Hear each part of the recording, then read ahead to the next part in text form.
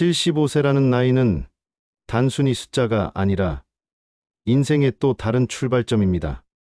많은 사람들이 이 나이에 접어들면 문득 자신의 삶을 돌아보고 앞으로 어떻게 살아야 할지 깊은 생각에 잠기게 됩니다. 지금의 생활로 괜찮은지, 앞으로도 내가 원하는 삶을 이어갈 수 있을지 마음속에 질문이 생겨납니다. 어떤 이들은 여전히 건강하고 활기차게 살아가며 아침 산책을 즐기고 친구들과 웃음을 나누지만, 또 다른 이들은 체력 저하와 여러 불편함으로 가족의 도움을 필요로 하기도 합니다. 이 차이는 아주 작은 습관에서 비롯되며 그 습관이 삶의 질을 크게 가릅니다. 그렇기에 지금 이 순간부터라도 자신을 돌보는 작은 변화를 시작한다면 충분히 새로운 길을 열 수 있습니다. 오늘은 75세 이후 삶을 지탱하는 5가지 중요한 기둥을 함께 살펴보며 앞으로의 나날을 더욱 건강하고 의미 있게 만드는 방법을 이야기해 보려 합니다. 작은 습관이 큰 변화를 만든다는 믿음을 가지고 천천히 따라와 주시기 바랍니다. 앞에서 말씀드린 것처럼 75세 이후의 삶을 건강하게 살아가기 위해 가장 먼저 지켜야 할 기둥은 바로 체력입니다. 나이가 들면 누구나 근육이 줄고 뼈가 약해지며 쉽게 피로를 느끼게 됩니다. 예전에는 가볍게 오르던 계단이 이제는 숨이 차고 다리에 무리가 오는 경우가 많습니다. 하지만 이것은 결코 당연한 노화로만 받아들이고 멈춰 서야 할 이유가 되지 않습니다. 지금이라도 몸을 움직이면 근육과 관절은 다시 활력을 되찾을 수 있습니다. 무엇보다 중요한 것은 무리하지 않고 꾸준히 이어갈 수 있는 습관을 만드는 것입니다. 하루 20분의 걷기, 아침 스트레칭, 의자에서 앉았다 일어나기를 반복하는 간단한 운동조차도 체력을 회복하는 큰 힘이 됩니다. 이렇게 작은 실천들이 쌓여 몸은 더 가볍게 움직이고 마음도 밝아집니다. 건강한 체력은 앞으로 이야기할 다른 4가지 기둥을 지탱하는 토대이자 나답게 살아갈 수 있는 첫걸음이 됩니다. 체력을 지키기 위한 방법은 거창하거나 특별할 필요가 없습니다. 중요한 것은 일상 속에서 자연스럽게 몸을 움직이는 습관을 들이는 것입니다. 아침 햇살을 받으며 동네를 천천히 걷는 것만으로도 심장은 규칙적으로 뛰고 근육은 자극을 받습니다. 길가의 핀 계절의 꽃을 바라보며 한 걸음씩 내딛는 순간 마음까지도 차분해지고 편안해집니다. 또한 집 안에서 의자에 앉아 다리를 들어 올리거나 가볍게 팔을 움직이는 동작은 하체와 상체 근력을 동시에 지켜줍니다. 따뜻한 물로 목욕한 후에는 온몸을 천천히 늘려주는 스트레칭을 더해보세요. 굳어있던 근육이 풀리고 몸 전체가 가벼워지는 느낌을 받을 수 있습니다. 이렇게 작은 움직임들이 쌓이면 어느 순간 전보다 오래 걸을 수 있고 숨이 덜 차며 몸의 균형이 더 안정되는 것을 스스로 느끼게 됩니다. 이처럼 꾸준한 운동은 단순히 체력을 유지하는 것을 넘어 앞으로 다룰 낙상 예방의 기초가 되기도 합니다. 체력이 회복되면 자연스럽게 이어지는 또 하나의 중요한 주제는 균형 능력입니다. 나이가 들수록 단순히 근육이 줄어드는 것에 그치지 않고 균형을 유지하는 힘이 약해지면서 작은 실수로도 쉽게 넘어질 수 있습니다. 많은 어르신들이 큰 부상을 당하는 이유가 바로 이 낙상입니다. 특히 엉덩이뼈나 허리뼈, 골절은 회복에 오랜 시간이 걸리고 그 과정에서 자립적인 생활을 포기해야 하는 경우도 생깁니다. 하지만 균형 능력은 훈련을 통해 다시 강화할 수 있습니다. 벽이나 의자를 잡고 한쪽 발을 들어 올려 10초간 서 있는 간단한 연습만으로도 중심을 잡는 힘은 달라집니다. 처음에는 어렵게 느껴질 수 있지만 어제보다 오늘 조금 더 오래 설 수 있다는 작은 성취가 쌓이면서 자신감이 커집니다. 이렇게 균형 운동은 단순히 낙상을 예방하는 것을 넘어 삶을 스스로 지켜나가는 힘을 길러줍니다. 균형 운동은 단순히 몸을 움직이는 습관에서 한 단계 더 나아간 실천입니다. 예를 들어 한 발로 서기를 매일 3번씩 반복한다면 처음에는 몇 초도 버티기 힘들지만 시간이 지나면서 흔들림이 줄고 점차 안정된 자세를 유지할 수 있게 됩니다. 연구에 따르면 10초 이상 한 발로 설 수 있는 사람은 그렇지 못한 사람보다 앞으로의 건강 위험이 현저히 낮다고 합니다. 그래서 이 작은 훈련이 곧 큰 차이를 만들어냅니다. 또한 균형 감각은 단순히 낙상을 막는 것에 그치지 않고 걷는 속도와 자세에도 긍정적인 영향을 줍니다. 마치 어린 시절 다시 배우듯 한 걸음 한 걸음을 안정적으로 내딛는 과정 속에서 스스로의 변화를 느끼게 됩니다. 이러한 변화를 경험하면 더 적극적으로 밖으로 나가고 더 오래 걷고 싶다는 의욕이 생깁니다. 결국 균형 운동은 다음으로 이어질 영양 관리와 결합될 때 더욱 큰 힘을 발휘합니다.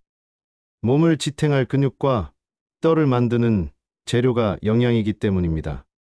균형 있는 운동이 몸을 움직이는 힘이라면 영양은 그 힘을 지탱하는 기초입니다. 아무리 꾸준히 운동을 하더라도 몸속에 근육과 뼈를 만들 재료가 부족하다면 건강은 오래 유지되기 어렵습니다.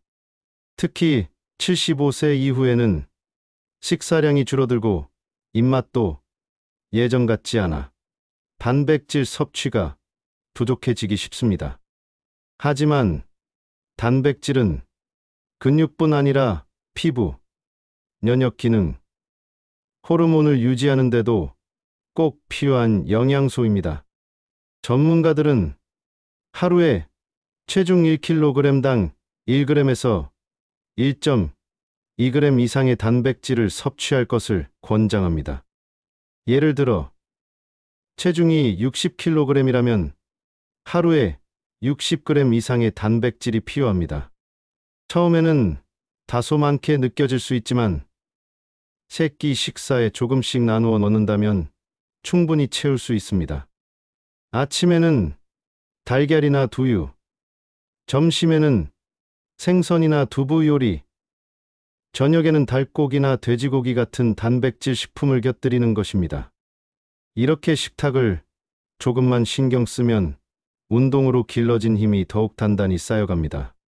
그리고 여기서 한 걸음 더 나아가 단백질의 질과 다양한 음식 조합이 중요하다는 사실을 기억해야 합니다.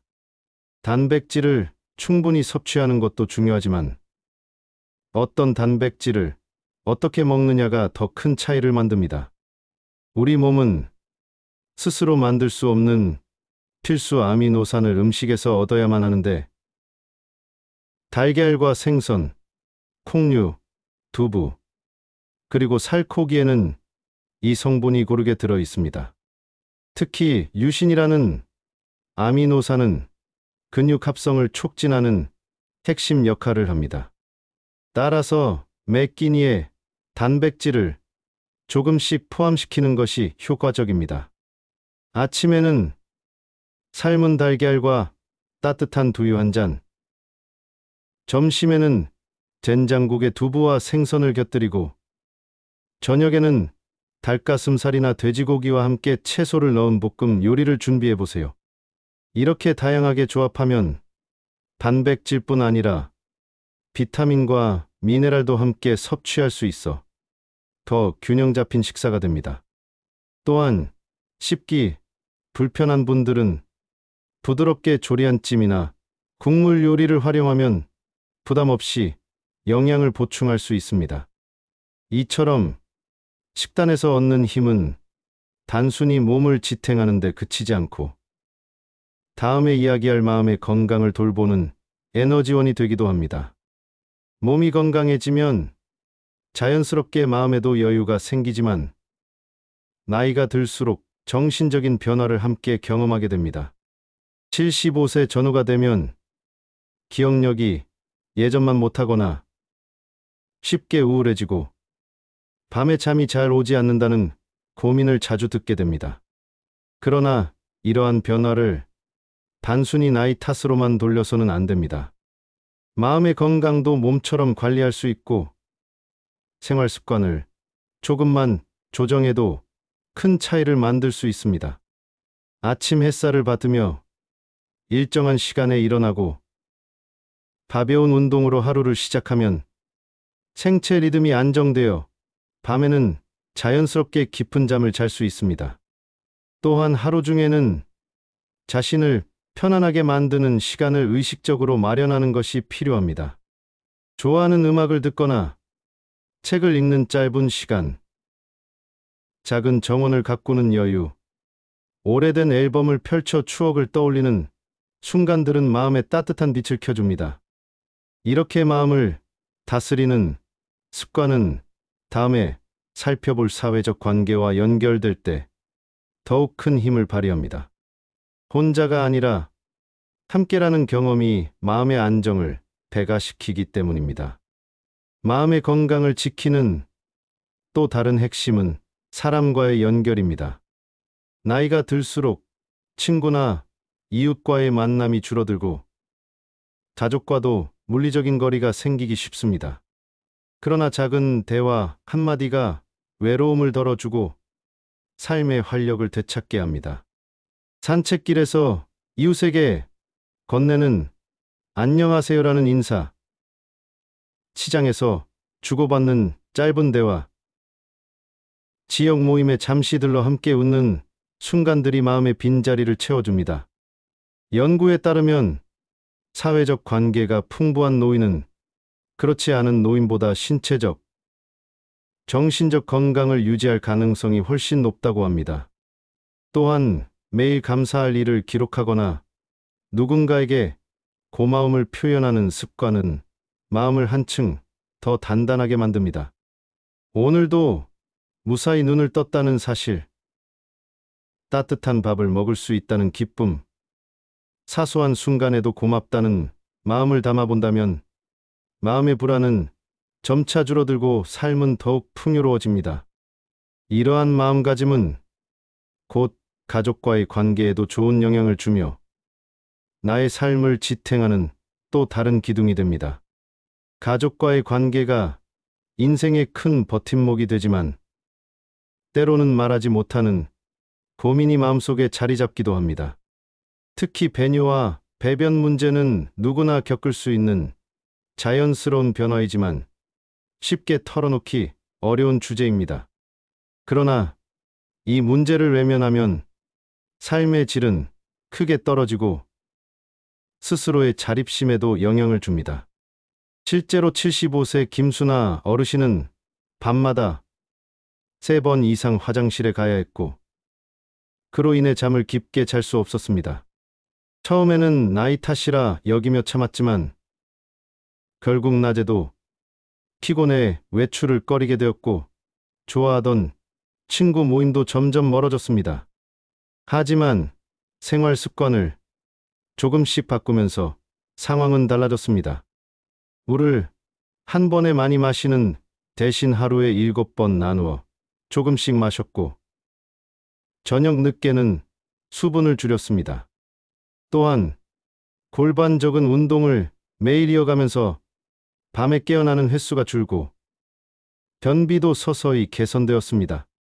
이렇게 민감한 문제도 용기를 내어 관리하면 충분히 나아질 수 있으며 무엇보다 존엄성과 독립적인 생활을 지키는 중요한 힘이 됩니다.